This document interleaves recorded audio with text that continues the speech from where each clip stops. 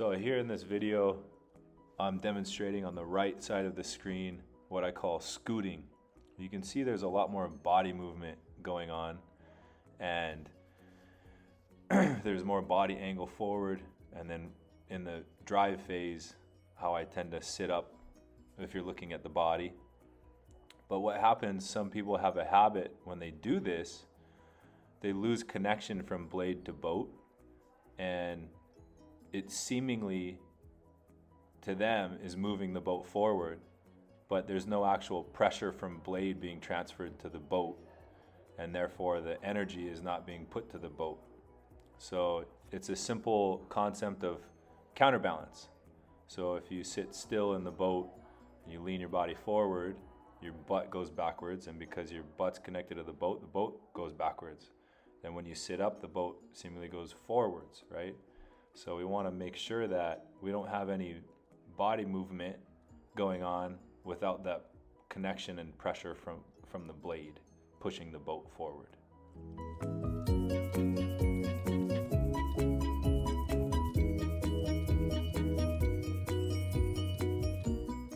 So here in this video, I'm doing a drill that will help solve the problem of somebody who scoots. So the drill is to lay back and hold that position. And if you keep your body just locked up in this position, the goal is to sustain that pressure on the blade and move the boat as far as you can.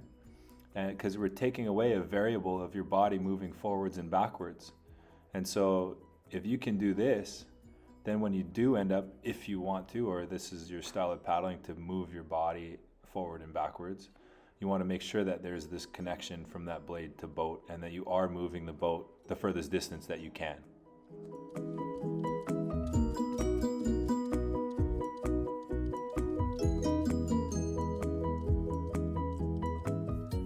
So here on the right, I'm demonstrating what I call, and this is a slow version of it, I call it the Fling. This is a very common habit I know in dragon boating. And a lot of people have a tendency to do this. You can see that my arm is fully extended and the paddle is up in the air, and there's a pause before it goes down into the water, right? This is what some people would say, it's up to the catch instead of into the catch. And what happens the entire time we're on the recovery, the boat's slowing down because it has the friction from the water. And so if we end up pausing and taking time up above the catch, then this is your slowest point, and every split second makes a big difference in the boat speed. So we want to make sure we're very direct and quick into the water.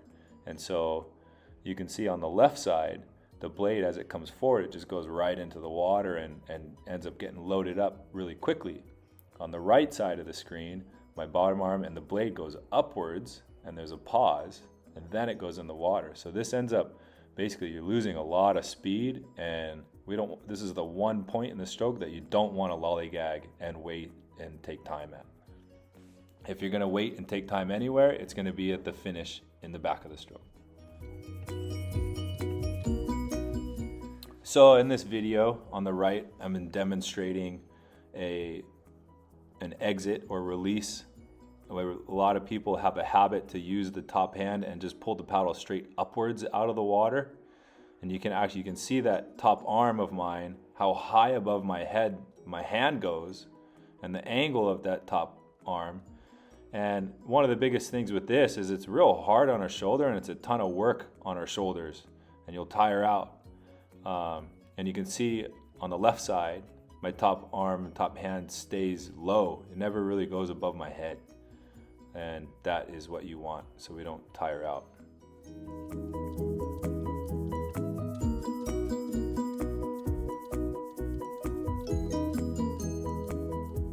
So what's going on here on the right side, I'm intentionally taking my blade out wide and around to the catch, which gives us a big arc to reach our point of placement. On the left side, I'm direct, point A to point B, so I have less movement that I need. And then also all of my movement is linear forward and back. So on the right side, it's going out and around, and so you have movements going side to side. So this is basically a common trait in some people on the recovery to reach the catch. We want to be very direct, point A to point B.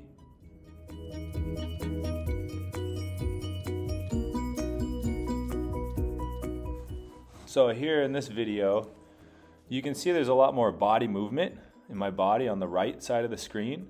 What I'm doing here is essentially I'm using my body weight and following my body weight on the paddle. So I'm crunching on the blade, which I'm trying to put my effort and energy on it, but there's a physical movement of crunch happening. And so coming back to the concept of counterbalance, what happens when you actually do, your body moves forward, your butt stays behind, your butt's connected to the boat, and therefore we're not moving the boat as far a distance as you could move. And there's definitely a major difference when you're looking at the boat in the movement of it. And then also there's actually more bounce going on too. So what you want is to stay upright, and you want to try to crunch and get that pressure on the blade from that work effort. But you want to make sure that all of that pressure and effort is being put into the boat.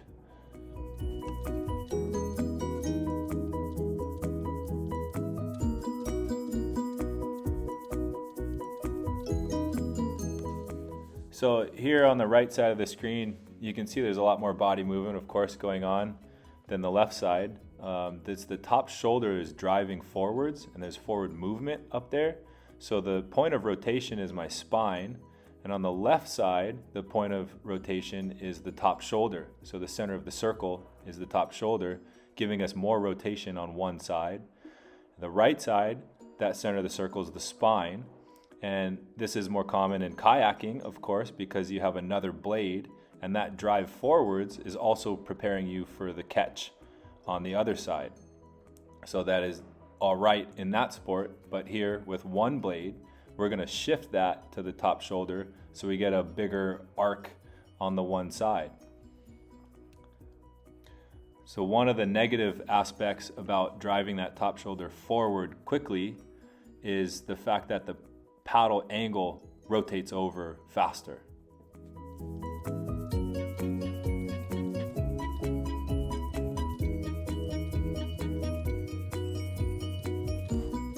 So what's happening on the right is I'm intentionally paddling to try to have my top hand drop down really fast. So you can see there's a much more rapid movement when in the drive phase than on the left side. That top hand is way more stable and remains pressurized as well. So what happens when that top hand drops down, the paddle angle becomes negative very quickly, and there's a slippage effect happening where we're not holding the pressure bubble behind the blade, and it actually ends up coming off above the paddle.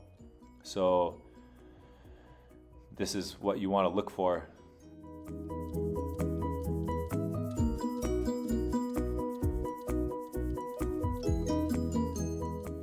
So here on the right side, just demonstrating an exaggerated finish.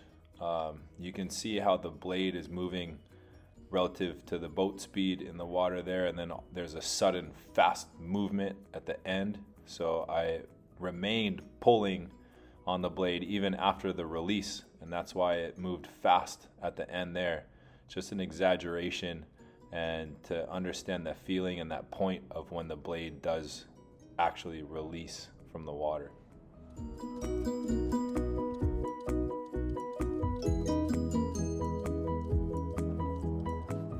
So here on the right, I'm doing what I call shoveling. This is, if you're looking at the bottom arm, my bottom arm remains straight throughout most of the stroke. And when that bottom arm remains straight throughout most of the stroke, you can see it forces my top hand to come down real low, real quick. So the paddle angle is rotating over really quickly. And what happens is this creates slippage. So even though the whole blade is buried in the water, it is at an extreme negative angle, and I'm not actually holding any pressure on the blade. I'm losing pressure rapidly on the blade as the angle of it turns over. On the right side, you can see I pull with the arm sooner, and that there's a sustained pressure when the blade's in the water. Even though the blade starts to come out of the water slower, it's at a more positive angle, and therefore I can hold pressure on it. So on the right, that bottom arm is straight and it forces that top hand down, and a quick, see, you can see through the second half of the drive phase, that top hand moves faster.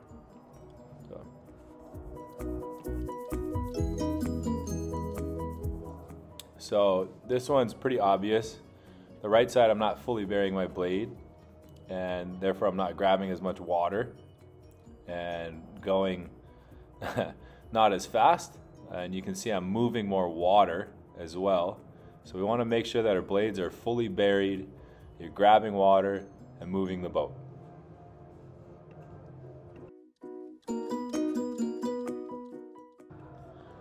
So in this video, if you pay attention to the top arm, after the stroke, I bend it and then I re-extend it before the catch.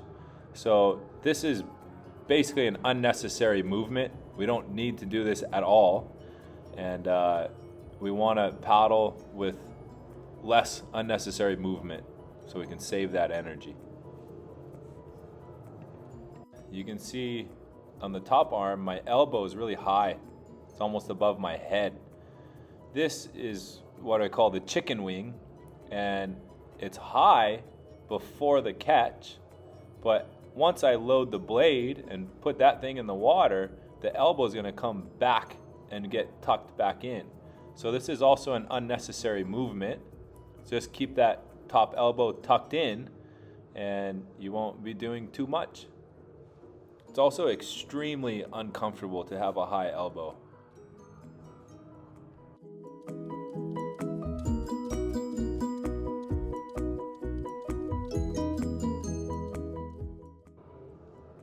So this drill here is just to give us the concept of counterbalance. You can see when the body goes forward, the boat goes backwards. When the body sits up, the boat goes forwards. So it's just simply teaching us the counterbalance effect. And when we do any sort of body rocking in a drill, you want to make sure that you're thinking about what's happening to the boat, not simply what your body's doing up high.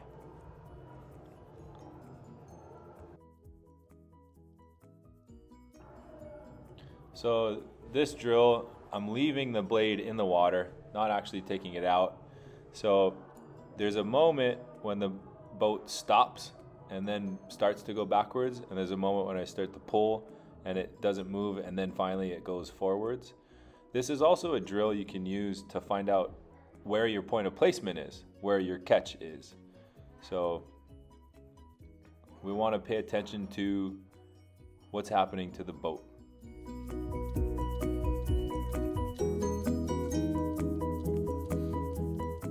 So this is a drill to get us to understand the pressure on both our hands. Here, I'm holding the paddle very gently, almost like a teacup. The blade's in the water, I'm pulling on it, and there's no pressure on the blade. And now I get a brace behind the top hand. I'm not doing anything with the top hand, I'm still doing what I was just doing with the bottom hand, but now I'm able to generate pressure on the blade and actually move the boat. Here I can't get any pressure on the blade because there's no brace behind the T-top. The handle is just falling backwards. Now you brace it, you're going to end up getting pressure on the blade because now we have a lever. Then this here is nothing added on the top hand, just the brace, and then later on we're going to end up adding pressure to the top hand and being able to generate more pressure on the blade.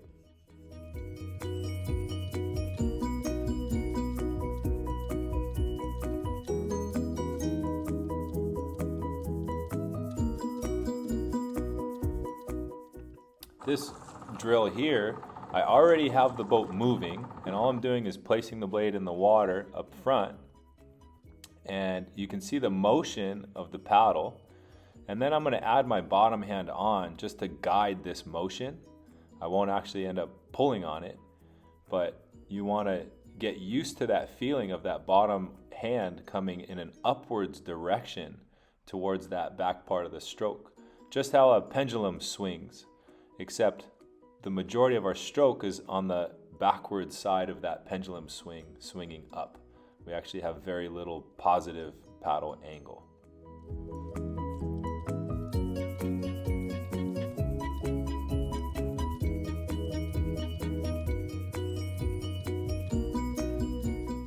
So this is the second half of that drill. My bottom arm's just guiding the paddle.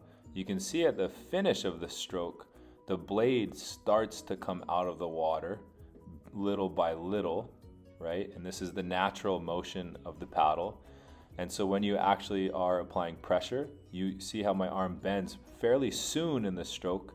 This is where you want to actually start using that arm and actually pulling with the arm. Even though for many of us, logically, we don't think that we want to pull up on anything, but paddle angle wise and being able to maintain a pressure bubble on the backside of your blade, this is how we do want to paddle. So this is a drill to try to train us to do that and prevent us from leaving that bottom arm straight and doing a shoveling. So this drill here is to teach us how to be connected with our legs to the boat. We have 2 points of connection to the boat. One is through your seat and one is through your legs in the drive through our heels on the footboards. So we can paddle and isolate just using your seat, and then we can paddle in adding in the connection we have with our legs. So I'm simply just pressing on both my heels and holding the press, and then I'm relaxing my legs entirely.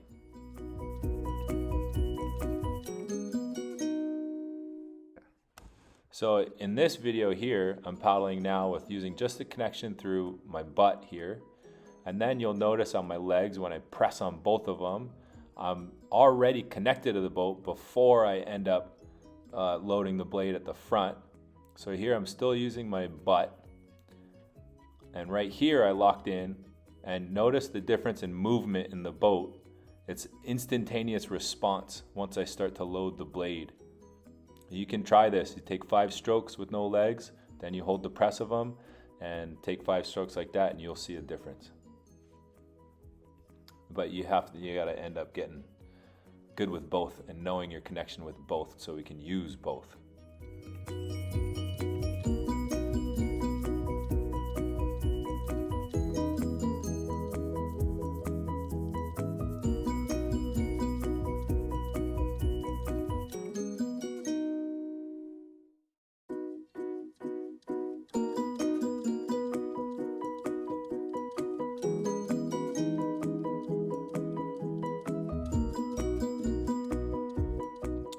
So in this video from the back, you can see my top hand is over my bottom hand, creating a vertical paddle. And the benefit of this is that it ensures that all our power and force drive us forwards. If anybody's ever done a stand-up paddleboard, if that top hand's inside or you have any sort of an angle, left to right angle on a y-axis, then you have power and forces pushing you sideways. And on a stand-up, it's noticeably you're going to turn a lot more. So we want to make sure that we're pole vaulting ourselves forwards and not sideways.